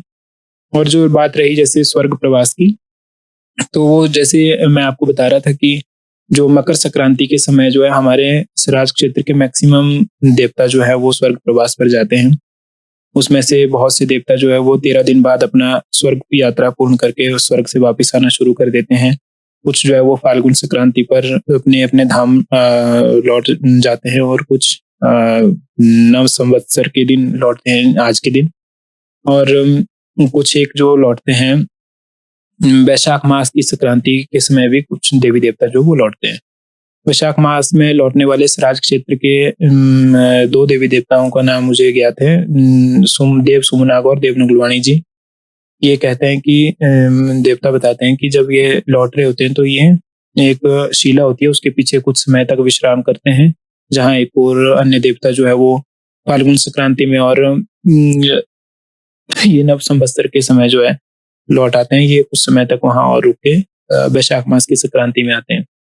इसके साथ ही जैसे नव संवत्सर का दिन होता है, बहुत से देवी देवता जैसे देव कमलनाथ जी, देव बड़ा छुमाहू जी, देव पुंडरीक जी जो है, शायद पुंडरीक ऋषि जी भी, हाँ जी, जो वो भी आज के दिन ही जो स्वर्ग प्रवास से वापस लौटते हैं और आज से उनकी जो वो गतिविधियां आरंभ हो जाती हैं।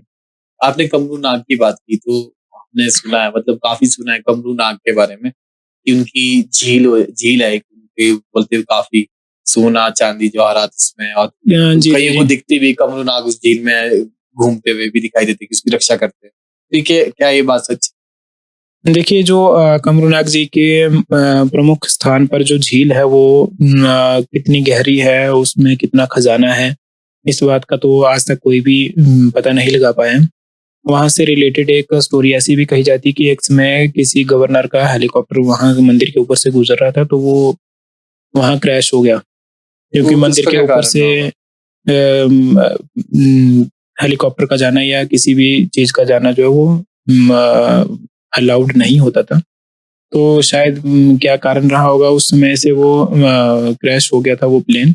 और वहां पे तो वो कहते हैं कि उस समय उस प्लेन में भी, उस हेलीकॉप्टर में कुछ पैसे भी थे, तो शायद वो सारे उस झील में डूब गए थे। कुछ इस तरह की बातें जो हमने सुनी है। अच्छा, तो ये तो एक परिप्रेक्ष्य, पर उसके साथ ही जैसे जितने लोगों की आस्था देवता जी से जुड़ी हुई है, तो सभी अपनी मन्नत अपनी श्रद्धा अनुसार वहां पर सोना चांदी, हीरे जवाहरात या किसी भी प्रकार की धातु जो है वहां पर अर्पित करते हैं, और वो झील में ही में उसको जो है चढ़ाते हैं और उसी में रखते हैं। तो उसमें कितनी संपत्ति कितना खजाना है तो इसका तो कभी ज्ञात नहीं है। और उसकी निसंदेह अगर इतनी संपत्ति वहां पर है तो उसकी रक्षा भी करते ही होंगे। अगर नाग देवता उसकी रक्षा करते हैं तो कमलनाग जी स्वयं उस स्थान पर विद्यमान है, वो अपनी उस संपत्ति का स्वयं रक्षण करते हैं। आपने एक स्टोरी भी सुनाई थी हमारे को ऑफ कैमरा की, बोलते कमरू नाग और माता पे युद्ध हुआ था, कुछ ऐसा कुछ?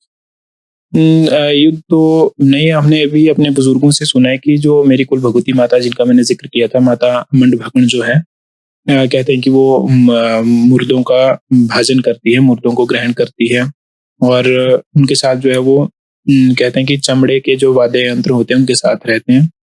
तो उनके साथ वो कमरूनाग मंदिर जो वो एक बार जा रही थी, तो देव कमरूनाग जी को जो है वो कहते हैं कि उनके पास जो है वो चमड़े के ये ढोल नगारों का प्रवेश जो है वो वर्जित होता है। तो कमरूनाग जी ने उन्हें रोकना चाहा कि भाई यहाँ नहीं आना है। तो कमलनाथ जी ने अपनी शक्ति प्रहार से उन ढोल के मतलब रोकने के लिए जो है उनको शक्ति का प्रहार किया। तो माता जी, तो माता ने अपनी शक्ति से वो सारी की सारी जो शक्ति का प्रहार उन पर किया था वो अपनी एक ढोल में जो है वो एकत्र कर लिया था और उसी में सिंचित कर लिया था। और माता ने कहा कि मैंने तो तुम्हारा ये प्रहार अपने सिर्फ एक ढोल में बंद कर लिया है। मैं असीमित शक्तियां मेरे पास हैं, तो ऐसा ना समझें कि मैं कि इसमें आपने मुझे आने से रोका है, तो ठीक है, मैं यहाँ से चली जाती हूँ। तो वो वहाँ से वापस चली गई और कभी फिर कमलनाथ के मंदिर अभी तक वो गई नहीं है। अच्छा, मतलब जी। उन्होंने शक्तियाँ जो मतलब शक्तियाँ वो ढोल आज भी उनके मेन जो मंदिर है वहाँ पर विद्यमान है, और उनके विशेष तिथि पर ही वो एक आध बार बाहर निकलती है, अदरवाइज उसे बंद ही रखा जाता है। अच्छा, क्योंकि माता के जो अष्ट धातु के पहले के मोहरे थे उनके साथ जो है वो सुच्चा बाणा बोलते हैं, जैसे कि मतलब सूची चीजें जो सुच्चा वाद्य यंत्र होते हैं उनको ही रखा जाता था। चमड़े के ढोल जो है वो बाद में प्रयोग में किए गए, जब माता के रथ से जो वो 8 के 8 अष्ट धातु के मोहरे निकाल के सिर्फ एक मोहरे को ही उनके रथ पर विद्यमान रखा गया। अच्छा, जी। और वो उनका जो देवी का रथ है वो बहुत ही प्राचीन है, यहाँ तक कि जो बड़े देवता हमारे क्षेत्र के हैं उनसे भी पहले उनका रथ का जो है निर्माण किया गया था। जैसे आपने नागों की बात की, कपूर नाग, तो ना मंडी और कुल्लू में अक्सर देखा जाता है ना कि नाग होते हैं, बहुत ज्यादा जी, नाग जी। दिखता है, तो इसका क्या कारण? जी देखिए, और इसके कौन से यहाँ पे देवी देवता है नाग? वैसे तो बहुत से देवी देवता हैं जिन्हें मैक्सिमम जितने भी अधिकतर देवी देवता हमारे क्षेत्र में, चाहे कुल्लू सराज की बात करें चाहे हम मंडी सराज की बात करें, तो वहाँ पर नाग रूप में ही अधिकतर देवी देवताओं को जाना जाता है। जिसका एक प्रमुख कारण ये भी है, जहाँ तक कि हमने सुना है, जहाँ तक मुझे लगता है कि जो श्रेयोलसर झील का नाम आपने सुना होगा, वहाँ माता बूढ़ी नागिन जी का स्थान है। तो बूढ़ी नागिन जी का स्थान, उनका जो कोठी बोलते हैं वो है घ्यागी में, जो जीबी से थोड़ा सा नीचे जैसे घ्यागी में उनका कोठी है। तो वहां पर उनके कहे जाते हैं कि माता जो है वो 18गढ़ सराज की जो वो अधिष्ठात्री देवी है, और 60 उनकी जो है वो हारियां हैं, और जो उन्होंने अपने पुत्रों में जो वो विभाजित की हुई है उनको जो है चलाने के लिए सौंपी हुई है माता बूढ़ी नागिन ने। तो उनका जो श्रेयोलसर नामक स्थान है वहां पर वो पिंडी रूप में विराजमान है, और उनके कई प्रकार की शक्तियां बाण जो है वहां पर विद्यमान है। जो उनकी झील है वहां पर कहते हैं कि 2 चिड़िया हैं जो झील को कभी भी गंदा नहीं होने देती। झील जो है चारों तरफ से खरसू के और बानमहरू के पेड़ से जो है वो घिरी हुई है। बहुत से पत्ते वहां पर गिरते रहते हैं, पर कभी भी उस झील आप वहां का विजिट करेंगे तो कभी भी उस झील में आपको एक कतरा भर तिनका नहीं नजर आएगा। तो उसकी साफ सफाई जो है वो 2 चिड़िया चिड़िया करती है, मतलब उस जी। झील की सफाई। जी, उस समय से आज दिन तक, सतयुग से है या फिर जिस समय से वो झील है उस समय से ही वो चिड़िया वहां पर 2 चिड़िया जो उनका नाम मैं भूल रहा हूँ, कुछ अभी करके उनका नाम होता है, मुझे एग्जैक्ट याद नहीं आ रहा है। तो वो वहाँ की साफ सफाई करते हैं, और उन्हीं के पुत्रों के रूप में जो है 9 नागों को या 18 नागों को जो है वो पूजा जाता है। उन्हीं की ही अलग अलग क्षेत्र में कई जगह 18 नागों की इतिहास मिलता है, कई जगह 9 नागों का इतिहास मिलता है। तो इस तरह से जो है उनको नाग रूप में जो है मैक्सिमम कुल्लू मंडी में देवी देवताओं को पूजा जाता है। आप एक स्टोरी भी सुना रहे थे कि एक आंटी मतलब उस लेक में गई थी, कुछ ऐसा? आंटी तो नहीं, मतलब जैसे मतलब जो माता जी की पुजारिन होती अच्छा, हैं, अच्छा। तो ये हमने सुना ही है। अभी प्रत्यक्ष दर्शन तो अभी तक हुए नहीं है। कि एक बार जो वो माता की पुजारिन है कोई, जो श्रेयोलसर में गए पहली बार, और काफी समय तक जब वो खेल के माता ने श्रेयोलसर में अपना पद अंदर डाला, तो जैसे ही वो मतलब पहले तो उन्हें कुछ लोग पकड़ के ले जा रहे थे। जैसे ही माता को खेल आ गई, और माता जो है उस झील में जो है वो अंदर समा गई, और आधा पौना घंटा तक जो है वो मतलब अंदर ही रहे। और काफी लोगों ने जो है वो कोशिश की कि उन्हें निकाला जाए, या मतलब वो अंदर ही आधा घंटा आधा पौना घंटा वो अंदर ही रहे। तो फिर उसके बाद उन्होंने जब लोगों ने वहां देखा कि बहुत सी कोशिश की कि अब कैसे किया जाए, पर कुछ लोगों को वहां पर दर्शन हुए कि जो अंदर जो है वो बहुत एक विशाल काय जो है एक नाग हो या नागिन के जो है उनको प्रत्यक्ष दर्शन हुए। जैसे जैसे जो है वो माता जी की पुजारी अंदर से जो है वो तैर रही थी, मतलब ऐसा कह सकते हैं। फिर काफी समय बाद जो है वो झील से बाहर आई, उसके बाद अपने मेन मंदिर गई, जो उनका प्रमुख मंदिर है झील से ऊपर कोई। वहाँ फिर उन्होंने जो है अपनी दिव्य वाणी में सबको आशीर्वचन भी दिए, सबको आशीर्वाद भी दिया और तो क्या सबके ये दुख संताप पॉसिबल भी है दिए। कि आधे घंटे तक एक आदमी झील में रहता है देखिए, जहाँ और उसको कुछ होता भी नहीं है? जहाँ भक्ति और आस्था की बात होती है तो वहाँ वैसे तो भक्तों के लिए तो सब कुछ पॉसिबल भी है। जो मानता है उसके लिए सब कुछ है, जो नहीं मानता है उसके लिए तर्क कुतर्क तो चलते रहते हैं। तो जैसे बोलते मानो तो गंगा माँ है, ना मानो तो बहता पानी। इसी जो आप आधा घंटे की बात कर रहे हैं, हमारे मंडी में पराशर झील है, आपने सुना होगा। तो वहां पर कहते हैं कि एक बार पराशर झील डूब का जल स्तर इतना बढ़ गया कि जो पराशर ऋषि का मंदिर है 1300 ईस्वी से जो मंदिर है वो डूबने लग गया था। वो किस वजह से? कहते हैं कि शायद उसमें कुछ गंदी चीज किसी ने डाल दी थी, तो उसकी वजह से जो वो जल स्तर इतना बढ़ गया कि झील का और वो सारा जलमग्न होने की कगार पर आ चुका था पराशर ऋषि मैं का पराशर मंदिर। गया हूँ और वहां पे ना एक सुंदर सी झील है बीच में और साइड में उसका मंदिर है। जी जी, वहां पर झील में आपने एक टापू भी देखा होगा। हाँ चलो जी, उस हाँ पर जी। फिर से आएंगे। तो पराशर ऋषि ने अपने बोलते हैं कि उनके एक पोते हैं, पोते की तरह ही उनको मानते, जैसे मतलब एक देवता बरनाग जी है, देवता बरनाग जी बनासारी भी उन्हें कहते हैं। तो उनके जो गूर हैं उनको जो है वो आवाजें सुनाई दी। उन्होंने बोला कि सार समुद्र डूबे, मतलब बोलते हैं कि भाई जो यहाँ पर झील है वो ये जो डूबने वाली है ये भी डूब रही है, और जो मंदिर है वो भी डूबने वाला है भाई, जो पराशर ऋषि का मंदिर है। तो मैं डूब रहा हूँ, मेरे को जो है वो डूबने से बचा ले। तो कहते हैं कि वो देवता का जो गूर है वो अपने महल से, अपनी कोठी से जो निकला, वहां से धूप जला के गया। वो धर्च बोलते हैं उसको, जिसमें धूप चढ़ाते हैं देवता को। आपकी साइड भी होता होगा। हमारे वो चांदी का होता है, जी जी, वैसा ही, मतलब कच्ची हाँ, टाइप का होता है। उसको ही धर्च बोलते हैं अपनी भाषा में। तो उसमें धूप जला के गया, तो जैसे ही वो पराशर पहुंचा वो झील के अंदर गया और 7 दिन तक वो उसी झील के अंदर रहे।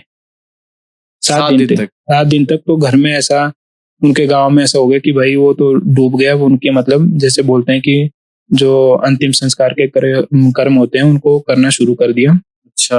और जैसे ही वो 7 दिन बाद बाहर निकलते हैं तो आप मानोगे नहीं कि उनके जो क्या ये जो धर्च में जो धूप था वो जल ही रहा था, मतलब वो जल रहा था। जलते जलते धर्च के साथ ही वो वापिस आए उस पराशर झील के अंदर से। तो उसकी गहराई कितनी है ये आज तक भी पता नहीं चला। इवन उसकी तो गोताखोर ने कोशिश भी की थी कि उसकी गहराई मापी जाए, पर नाकाम रहे। नहीं, तो जब वो 7 दिन तक रहे तो फिर वही बात आ गई ना फिर से कि सांस कैसे ले रहे पानी में। तो यही वो देवी देवताओं की शक्ति का तप होता था। उस समय के लोग वैसे होते थे जिनका जो सत तप जो है इस कदर प्रबल होता था कि उनको पानी और हवा का इस तरह का कुछ प्रभाव नहीं पड़ता था। से क्या निकाला उन्होंने जो ठीक हो गई थी?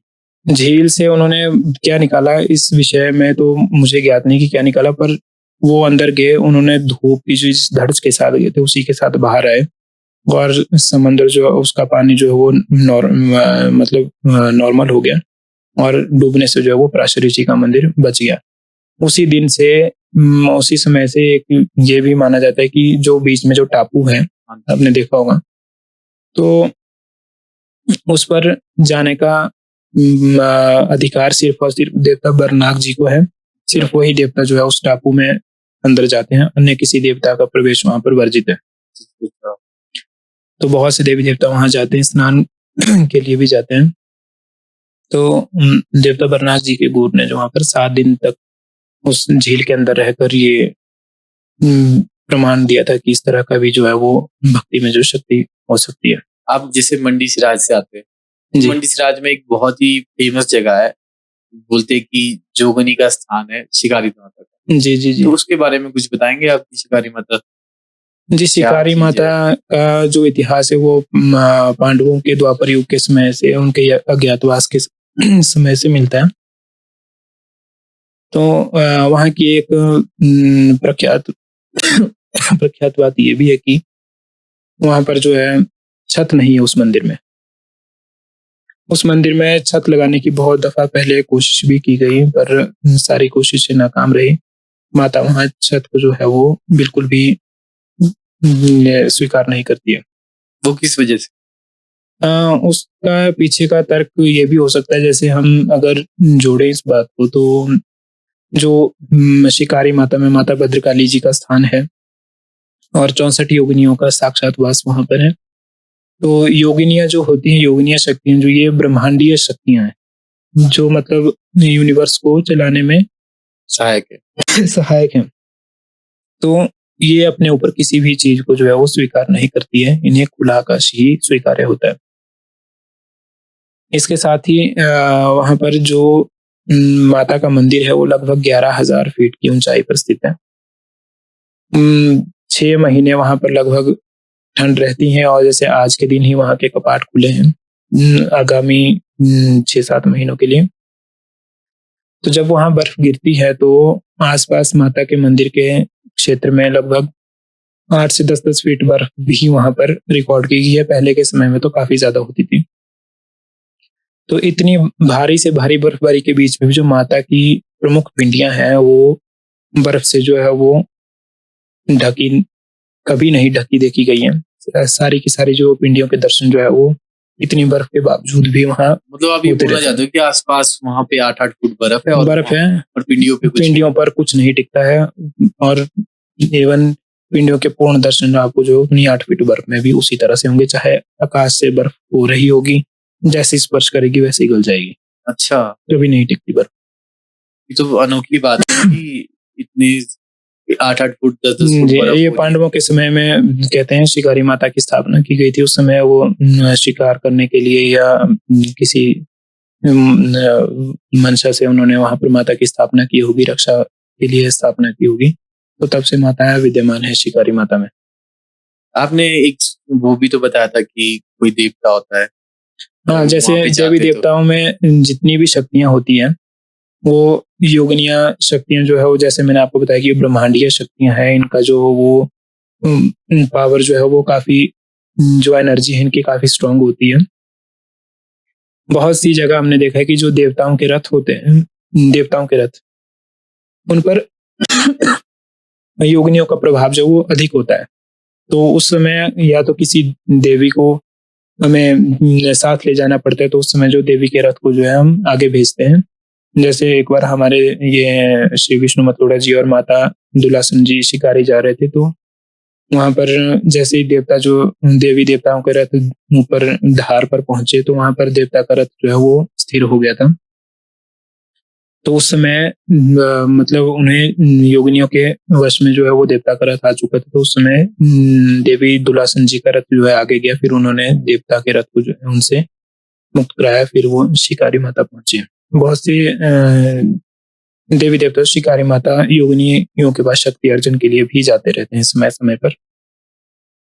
और ऐसा ही एक किस्सा जो है योगिनियों का, जो मैंने चंद्रज्वाला महादेव जी की बात की थी, उनका एक वार्षिक होम होता है जिसे हम जागरा भी बोलते हैं या होम बोलते हैं, वार्षिक होम। तो वो जब देवता जी अपने महल से निकलते हैं अपने गढ़ जाने के लिए, अपने मेन मंदिर जाने के लिए, तो रास्ते में एक ऐसे कह सकते हैं कि एक स्टीप सी चढ़ाई आती है।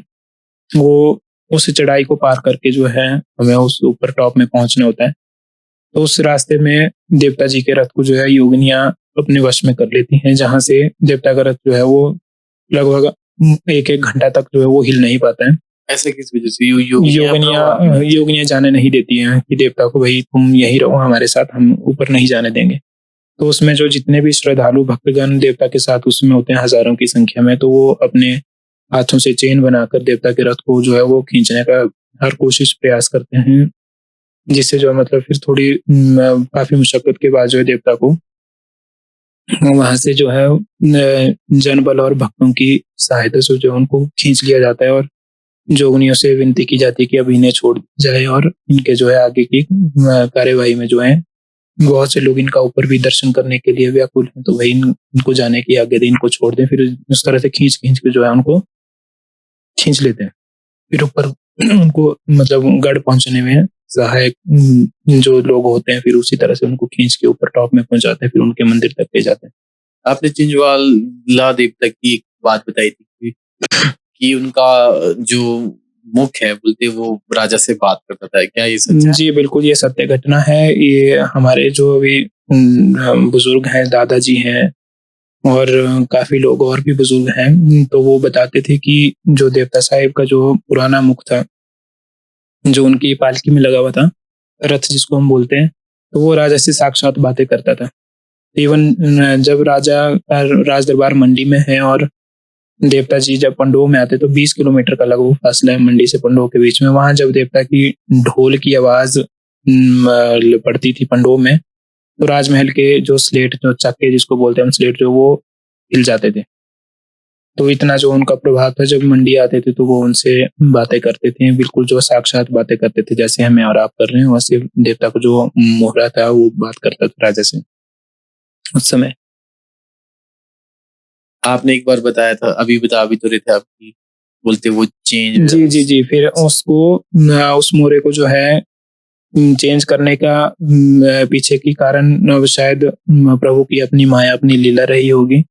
एक बार से कहते जो आजकल जो देवता की गद्दी में मुख जो लगा हुआ है वो बनाया गया, फिर देखा गया कि अब देखते हैं कि इसको कैसा लगेगा भाई। ये वो थोड़ा मुख थोड़ा छोटा जैसा था पहले वाला। वो पुराना मुख था क्या वो अभी भी उसी उसमें? नहीं, वो उस रथ में नहीं है। तो जब वो रथ से निकाला गया और जो नया मोहरा लगाया था उसको लगाया गया, तो लोगों ने देखा कि ये बड़ा तो लग रहा है, ठीक है, पर जैसे आज शाम को लगाया होगा, बोलेंगे नहीं सुबह चेंज कर देंगे इसको। वो क्यों? तो ऐसा भाव आया होगा, किंतु वो जो मुख था, जो पुराने वाला मुख, वो सुबह से पहले जो है उसे कोई अपने साथ ले गया था या उसने गायब होना था। वो शायद प्रभु की अपनी माया होगी, अपनी मर्जी होगी। हम, मेरे एक नाना जी है, वो बताते हैं कि जिस समय ये सारी घटनाक्रम हो रहा था, तो उसके एक दिन पहले जो है प्रभु के रथ से जो है मणिमुख से जो जो मेन मोहरा, उसको मणिमुख कहते हैं, अष्ट धातु का रहता है, उससे अश्रुधारा बहने लगी। मतलब जैसे कहते हैं कि जैसे इंसान की आंखों से आंसू बहते हैं, वैसे जो है वो आंसू बहना शुरू हो गए थे। तो वो उन्होंने प्रत्यक्ष दर्शन इस चीज के किया है, तो उस चीज का भाव वो समझ सकते हैं कि शायद उन्होंने उस चीज से गुप्त स्थान पर जाना होगा, वो प्रत्यक्ष रूप से जो है वो समाज में नहीं रहना है, इसलिए उन्होंने वो सारा खेल रचा होगा प्रभु ने अपने इससे। और उसके बाद वो मुख जो है वो कहाँ है, किस स्थिति में है, वो अभी तक हमें नहीं पता। अभी जैसे आपने बात, और ज्यादा बड़ी पुरानी बात नहीं है ये, शायद ऐसे ही कुछ ही समय पहले की बात होगी। अच्छा, अभी हमने बात की कि देवी देवताओं के बारे में, तो नेगेटिव चीजें भी होती है, तो कभी देवी देवताओं का सामना होता है कभी नेगेटिव चीजों से या उनके गुण से? लेकिन नेगेटिव चीजें भी जहाँ पॉजिटिव है वहाँ नेगेटिव तो रहता ही है। तो मैंने हाल ही में एक घटना देखी थी, आज से 3-4 साल पहले। तो एक लेडीज थी जिस पर कोई किसी चीज की छाया थी, या छाया कह सके, या किसी चीज की जो है वो मतलब वो अपने वश में नहीं थी। उन्हें कुछ हुआ था, तो उनको दिखाने के लिए, उनका एक तरह से हम कह सकते हैं उनका इलाज करवाने के लिए एक गौर जी के पास लेके आए उन्हें। तो वो उन्हें बताने लगे कि वही से कुछ हुआ है, उन्होंने सब कुछ बताया। तो वो औरत जो थी, वो महिला, वो बोलने लगी मुझे कुछ नहीं हुआ है, मैं बिल्कुल ठीक हूँ। तो इतना सब कुछ चलता रहा और लास्ट में जो है एट द एंड वो महिला बोलने लगी कि मैं ये हूँ, मैं फलानी नाम की शक्ति हूँ, मैं ऐसी हूँ, मैं तो तेरा नाम भी बता दूंगी, या मैं सब कुछ कर सकती हूँ। उनको धमकाने लगी, धमकाने लगी। तो उसी बीच में जो वो देवता के जो गुरुजी थे, उनके देवता जी प्रकट हो गए। उन्होंने अपनी शक्ति से जो है उनका पहले तो काफी मौके दिए कि तू चली जा, तू कौन है, तू शरीर को छोड़ दे इसके। तो वो जब नहीं मानने लगी, तो उन्होंने अपने ही उनको भी खेल आ गई गुरुजी को, और उन्होंने उसको प्रत्यक्ष रूप से जो है तत्क्षण जो है उसको लांग करके उसके उस महिला के शरीर से उस जो बाह्य की छाया थी कह सकते हैं, या कोई और नेगेटिव एनर्जी थी, उसको दूर करके उसी समय जो है उस महिला को जो है वो ठीक कर दिया था। ये मतलब आंखों देखा एक हाल है। और कोई किस्सा आपके साथ हुआ कभी? बाकी मतलब किस्सा तो ऐसा है कि जैसे देवी देवताओं को मानने और ना मानने वालों पर बात होती है। एक और ऐसा ही किस्सा एक समय का था जब अ, एक अंकल हमारे पड़ोस में थे, तो उनका जो है एक बार कह रहे कि बर्फ में मोबाइल गुम हो गया। सब उन्होंने थोड़ा मद्यपान भी किया हुआ था, तो वो अपने होश में भी नहीं थे। तो वो आए, बोलते हैं कि मेरा मोबाइल ढूंढिए। ढूंढना है भाई मेरा मोबाइल।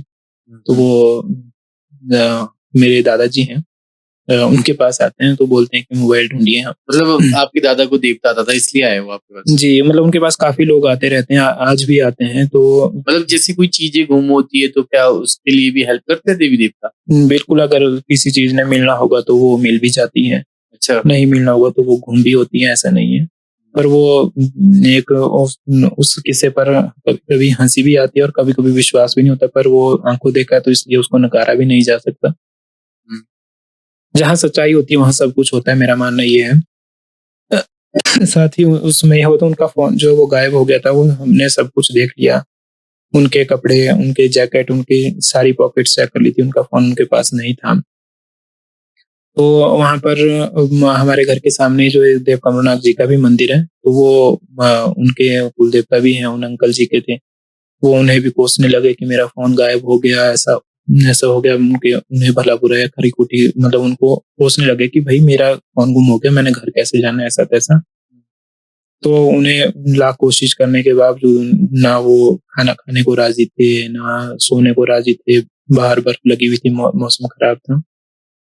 और जैसे ही थोड़ी देर बाद जो है वहाँ पर उस समय भी दादाजी को जो है उसमें खेल आती है। देव कमरनाथ जी वहाँ पर अपने साक्षात दर्शन देते हैं, प्रकट होते हैं उनके शरीर में। अच्छा।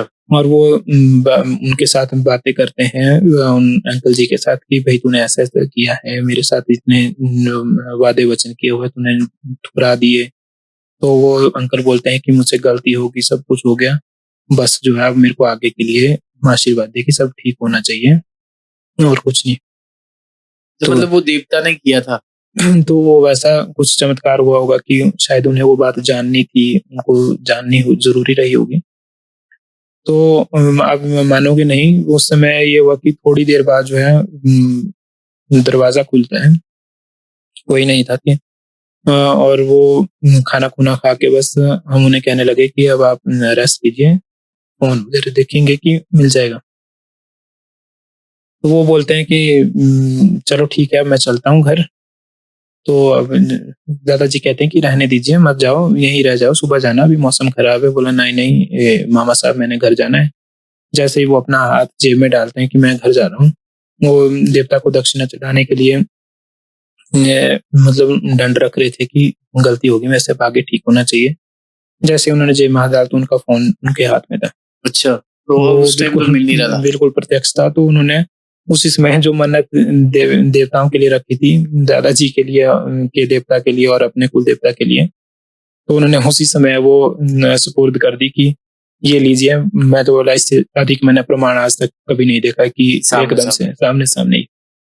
और वो फ़ोन और ये पहले हमने भी देखा था।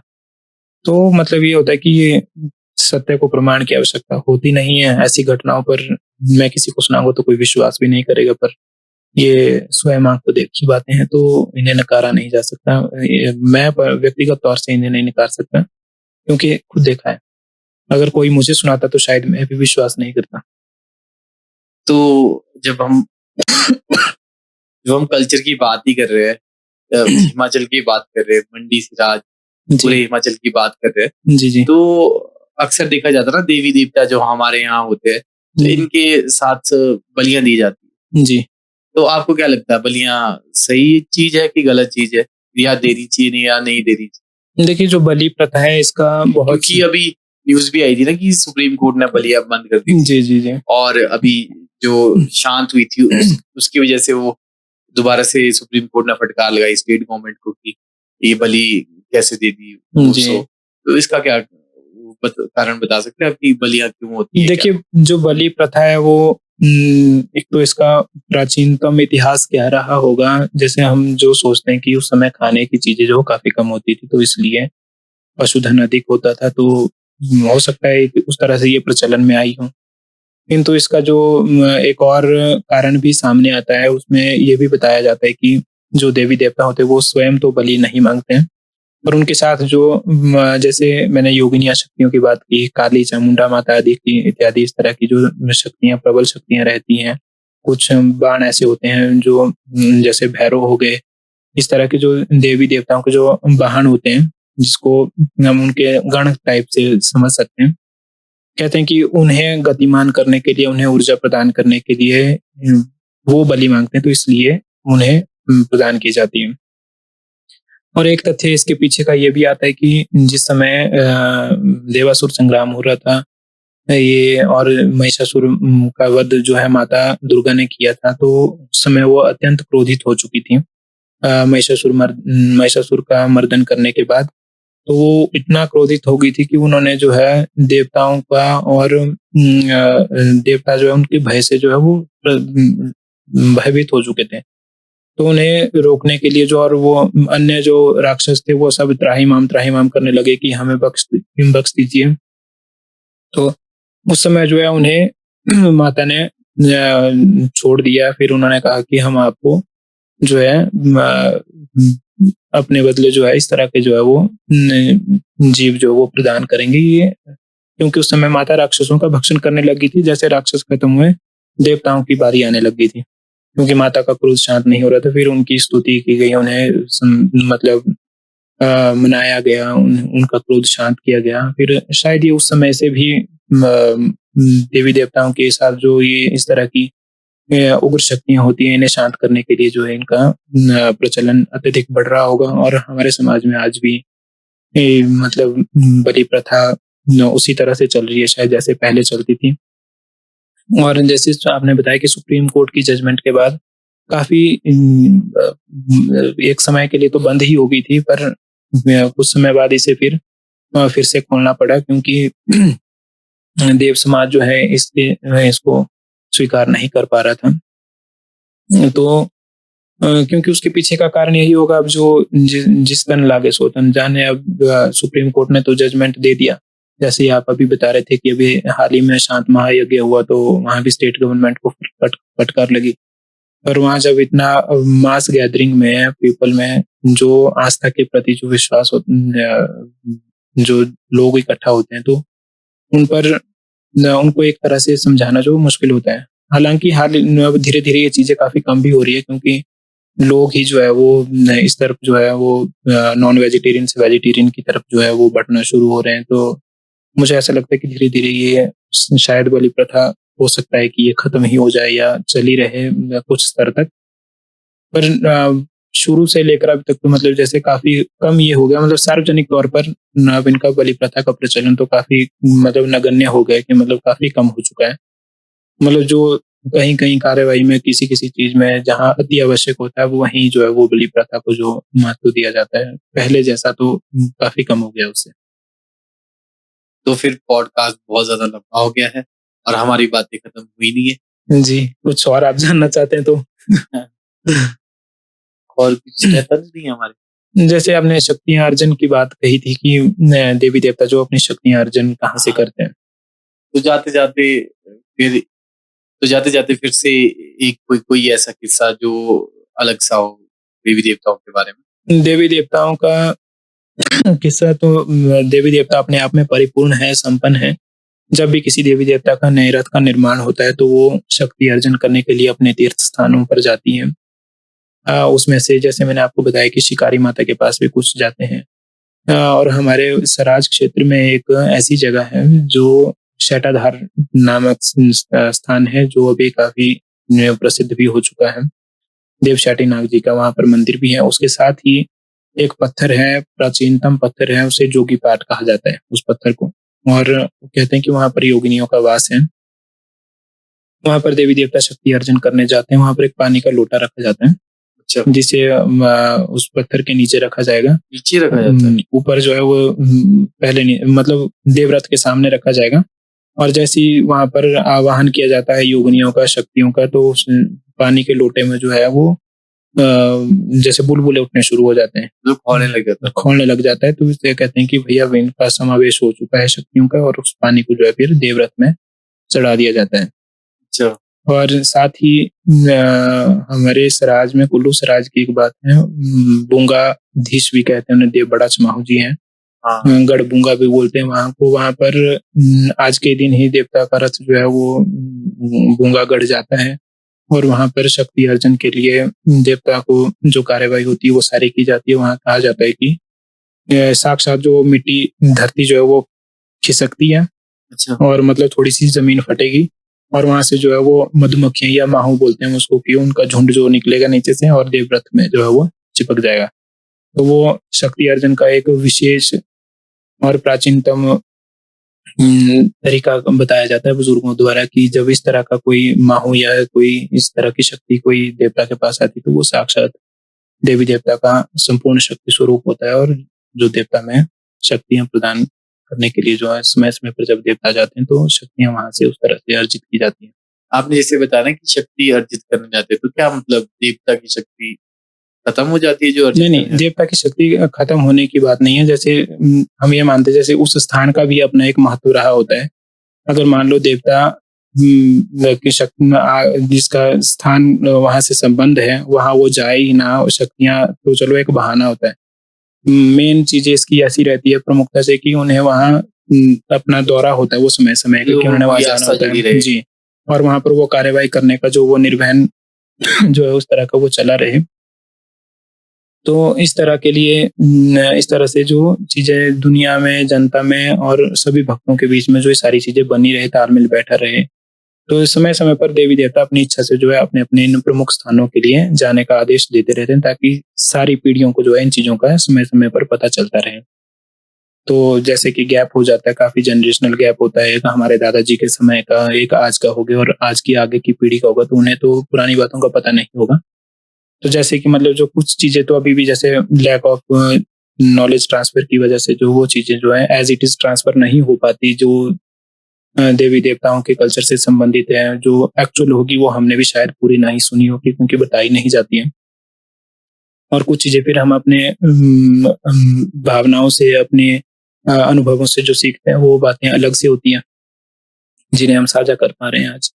और मेरा मानना ये है कि युवा पीढ़ी को इस चीज का ज्ञान जो है वो अच्छे तरीके से होना चाहिए। हमारे देखा जाता ना कि जब बुजुर्ग वो आगे अपनी जो पूरी जानकारी होती, देव नीतियां होती है, वो आगे बताते नहीं है, और इससे जनरेशनल गैप आ जाता है, और बच्चों को शायद पता नहीं होता है। जैसे कि हमारी जो पीछे चली आ रही प्रथा है, उनको ये पता है कि ये दी जाती है जी, पर उनको रीजन नहीं पता कि क्यों दी जाती है। क्योंकि रीजन हो सकता है वो उन बुजुर्गों को भी उनके बुजुर्गों ने ना बताया हो, एक कारण ये भी हो सकता है। पर जहां तक कि जो कारण उन्हें पता होंगे, अगर वो आज हमें पता नहीं होंगे, तो हम उसे फिर अपने तरीके से रिफॉर्म कर रहे हैं, अपने तरीके से उनको बता रहे हैं। फिर उससे क्या हो रहा है कि जो एक्चुअल नॉलेज है, जो उसका फंडामेंटल किसी चीज का जो तथ्य होता है, वो डिसअपियर होता जा रहा है, तो जो शायद ठीक नहीं है।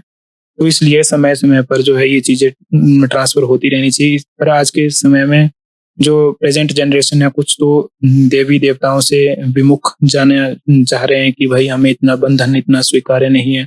कुछ लोगों का जो है इसके प्रति रुचि बढ़ती भी जा रही है कि हमें अपने समाज, सोसाइटी के साथ, अपनी रूट्स के साथ जो वो जुड़े रहना है। तो अपनी सोसाइटी को, जो हमारी देव संस्कृति है, तो ये देखो आपको भी पता ही होगा कि जो जितना भी कल्चरल हेरिटेज है हिमाचल प्रदेश का, उसको जोड़ने का काम करती है। जैसे दो देवी देवताओं का आपसी भाईचारा होता है, तो दो समाज का आपसी भाईचारा होता है।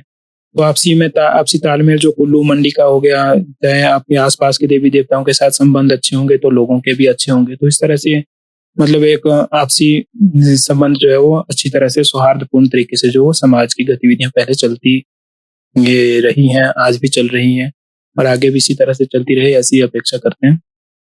तो इन्हीं चीजों के साथ कुछ और जानकारी अगर आप चाहते हैं तो मैं बता पाऊंगा, बाकी तो आपका बहुत बहुत धन्यवाद।